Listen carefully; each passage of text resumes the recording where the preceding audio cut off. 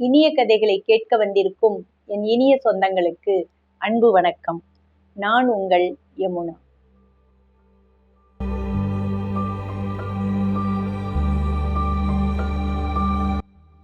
இன்று 8வது கதையாகிய சௌந்தரவல்லி பதுமை கூறிய தாசி அபரஞ்சி கதை மற்றும் விக்ரமாதித்தன் கிளியான கதை 2 கதை பார்க்க போறோம்.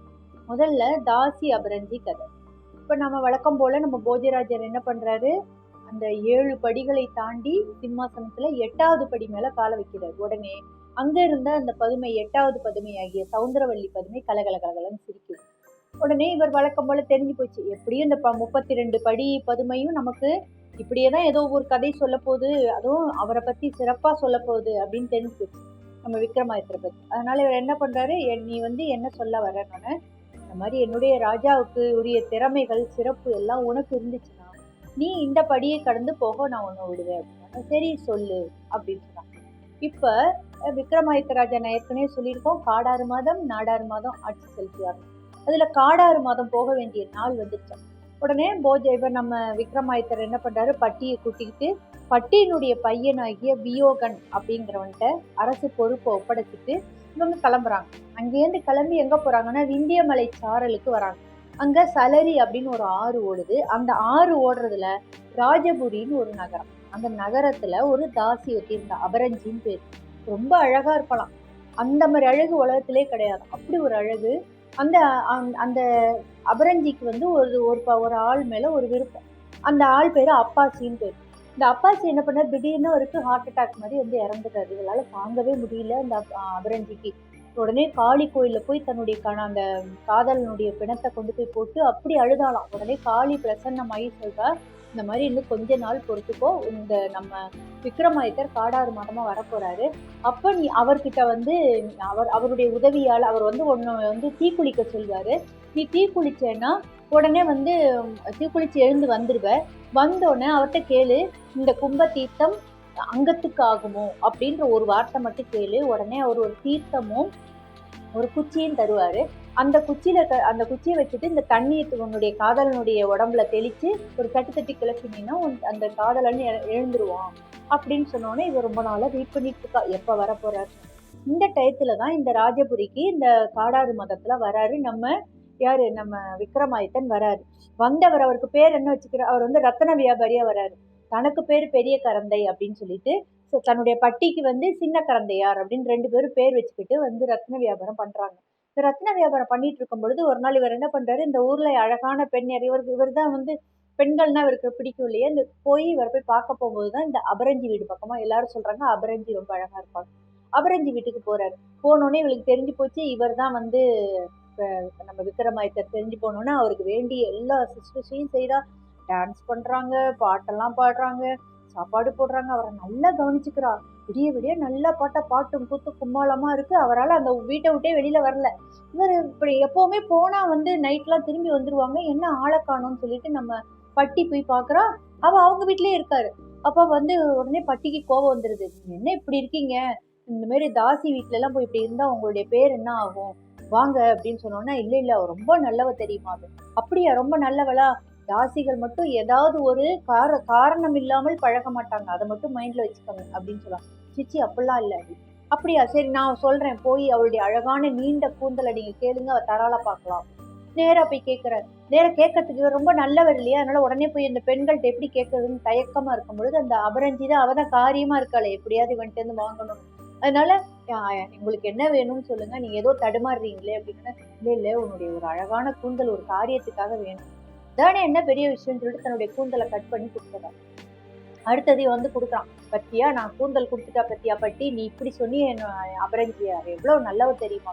அப்படியா, இன்னொரு டெஸ்ட் வைக்கிறேன், மூக்கு நுனியில பாக்களவு கேளுங்க அப்படின்னு சதை கேட்டு வாங்கிட்டு வாங்க. அதையும் போய் கேட்கிறான், அதையும் அவன் மூக்கு நுனியில கட் பண்ணி கொடுத்துட்றான். அடுத்து இப்பயும் நீ இவ்வளவு சந்தேகப்படுறீங்க, இன்னும் இருக்கு, அந்த நெஞ்சு பகுதியில இருந்து கொஞ்சம் சதை கேளுங்க. அதையும் எடுத்து கொடுத்துட்றான். அது இதெல்லாம் வந்து கதைக்கு நம்ம கதை தான். நீங்க என்னடா எப்படி அவ மூக்கு நுனியில வெட்டுவா அதெல்லாம் கேட்கக்கூடாது என்கிட்ட. இந்த மாதிரி கதை தான் இது. சரியா? அப்படியே வெட்டி குடுத்துர்றான். இப்போ அவருக்கு கோபம் வந்துருது நம்ம விக்ரமாதித்தருக்கு. பெண்கள வந்து ஒரு லெவலுக்கு மேல சோதனையே பண்ணக்கூடாது. நீ எப்படி இந்த மாரிலாம் பண்ணலாம்? அப்படின்னு சொல்லி சொன்னோனே, உடனே பட்டி சொல்றாரு, நான் வந்து அவ எப்படிப்பட்டவன்றத உங்களுக்கு நிரூபிக்கிறேன் பாருங்க அப்படின்னு சொல்றாரு. அதுக்கு ஒரு 8 நாள் டைம் குடுங்க. 7 நாள் நீங்க பார்க்கவே கூடாது அவள. சரி அப்படின்னு. 7 நாள் ஆச்சு. 8வது நாள் பட்டி என்ன பண்றாரு? ராஜாவ படுக்க விட்டுறாரு. படுக்க விட்டுட்டு போற வர வணிகர்கள்ட்டலாம் என்னுடைய அண்ணன் வந்து இறந்து போயிட்டாரு. இவங்க பெரிய கரந்தையாரு.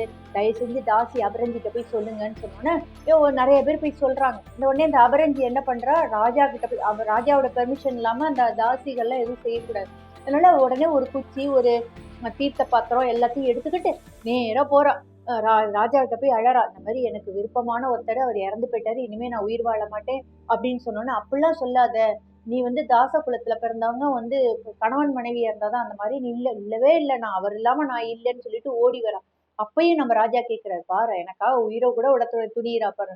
அதெல்லாம் சும்மா இருங்க, நான் வரேன் இருங்கன்னு சொல்லிட்டு பட்டி கூப்பிட்டு சொன்னான். எங்க தீ குளிச்சு காட்டு பார்ப்போம் அப்படின்னு சொன்னோன்னே, கரெக்டான டயம் வந்துருச்சுடா அப்படின்னு சொல்லிட்டு அவளும் தீ குளிக்கிறான்.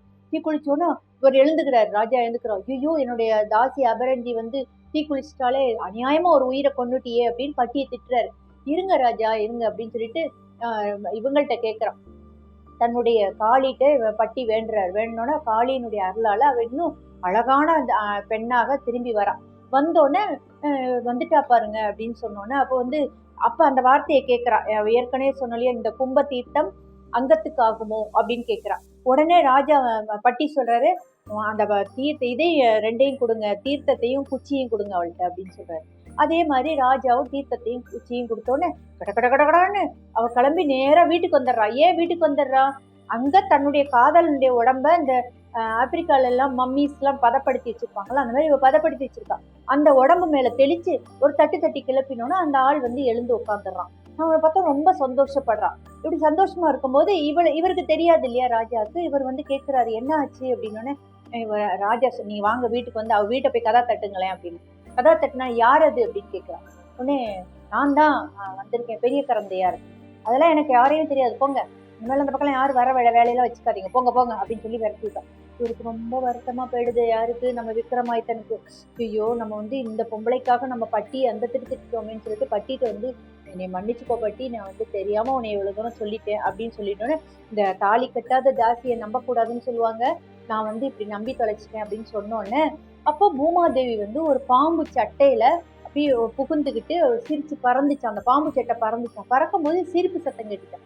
உடனே இவர் எதுக்காக சிரிக்கிறாங்க அப்படின்னோடனே, ஒண்ணும் இல்லை நீங்க கவலைப்படாதீங்க அப்படின்னு சொல்லிட்டு படுக்க வச்சுட்டு, இந்த தூங்கின பிறகு இந்த பட்டி என்ன பண்ணாராம், வேதாளத்தோட உதவியோட தன்னுடைய உஜ்ஜயினி நகருக்கு காளிட்ட போய் இந்த மாதிரி ஏன் இந்த பாம்பு சட்டை சிரிக்குதுன்னு கேட்டாங்க.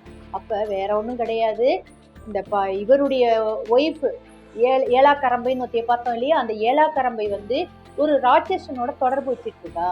இவன் என்ன சொன்னா, தாலி கட்டாத தாசியை நம்பக்கூடாதுன்னு சொன்னா இல்லையா, தாலி கட்டிய மனைவியே இவனுக்கு மோசமா இருக்கா அப்படின்னு சொன்னோன்னே, திரும்பி இங்க வந்தோன்னே கரெக்டா இவர் முழிச்சாராம். முழிச்சோன்னே எல்லா விஷயத்தையும் சொன்னோன்னே, நம்ம விக்ரமாதித்தன் நேரா போய் அந்த அரக்கனோட சண்டை போட்டாராம். சண்டை போட்டோன்னே அந்த அரக்கன் எப்படி இருப்பான் அப்படின்னு கேட்டீங்கன்னா, அந்த மாலை மாதிரி ஒண்ணு போட்டிருப்பாளாம் கழுத்துல, அந்த மாதிரி இருப்பா. நைட் ஆனோன்னா அவன் வந்து அரக்கனா மாறிடுவான். அந்த மாதிரி இருக்கான். இந்த அரக்கன் என்ன பண்றா, சண்டை போட்டோ அவனை வந்து கொல்லவே முடியாது. ஏன்னா திரும்பவும் போய் ஒட்டிக்குவானாம். இதை பார்த்தாரு. வேதாளத்தோட உதவியோட என்ன பண்றாரு நம்ம பட்டி, கால் மாட்ட தலை மாட்ட தனியா திருப்பி வச்சிடுறாரு. திருப்பி வச்சோன்னா ஒட்டிட்டு இவனால செத்து போயிடுறான். அந்த அரக்கன் செத்து போயிடுறான். அதுக்கப்புறம் இவர் ரொம்ப வருத்தப்பட்டுட்டு, சரி நம்ம நம்ம நல்ல நம்பின பெண்டாட்டியே நமக்கு வந்து மோசம் பண்ணிட்டாளேன்னு ரொம்ப வருத்தம். இன்னும் ஒரு 25 நாள் இருக்கு இந்த காடாறு மாதம் முடியறதுக்குள்ள. அப்ப நம்ம இவர் என்னவோ வாங்க பரவாயில்ல நானும் உங்க கூட இருக்கேன் அப்படின்னு பட்டி சொல்றான். இல்ல இல்ல நீ போப்பா, எனக்கு மனசே சரியில்லை, நான் அப்படி சும்மா காட்டுக்கு போயிட்டு வரேன் அப்படி, நான் போய் ஒரு 15 நாள் 25 நாள் நான் தனியா இருக்கணும்னு விரும்புறேன்னு சொல்லிட்டு இவன் அனுப்பிட்டு காட்டுக்கு போறாரு. இந்த காட்டுல என்ன நடந்தது அப்படிங்கிறத அடுத்த எபிசோட்ல பார்க்கலாம். இனிய கதைகளை படிப்போம், வாசிக்கும் திறனை வளர்ப்போம். என்றும் உங்களுடன் எம்மா.